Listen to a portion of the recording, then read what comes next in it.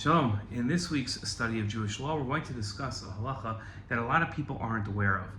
It's rare to find somebody that doesn't like cholent on Shabbos, especially Shabbat morning when you get home from the Beit Knesset. To be able to have cholent is amazing. And there's actually a halachic reason that cholent came about, because Karaites who were heretics and did not believe in the oral law saw the pasuk that says that you shouldn't have a fire on Shabbos, and they took that literally, that all fires are forbidden, and they wouldn't have any way of heating up their food on Shabbos, and they felt that heating up your food on Shabbos is a violation of this pasuk of not having a fire on Shabbos. In fact, we understand the pasuk in the way that our rabbis explained it, which is the true meaning of the pasuk, and that is that you can't start a fire on Shabbos. Now, if there's a pre-existing fire, then one is allowed under certain circumstances, and depending if you're Ashkenazi, Sephardi, Yemenite, to warm up that food, everybody in their own, according to their own ways of understanding halacha. But when it comes to cholent, a lot of us make cholents in a crockpot.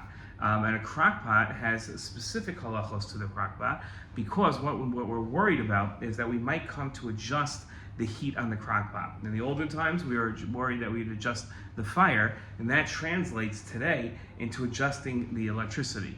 So we have to have a reminder that tells us that we shouldn't adjust the heat or the cooking volume on Shabbos. And the way we do that is by covering up the dials on one's crockpot. A crockpot usually has like a low, medium, high. So we fear that if you put it on low and then you look at the crockpot Shabbos morning and the food isn't exactly where you want it to be, or let's say you decide that instead of having the food on Shabbos, you're going to have it on Shabbos morning, you'll have it on Friday night, so you might turn that dial.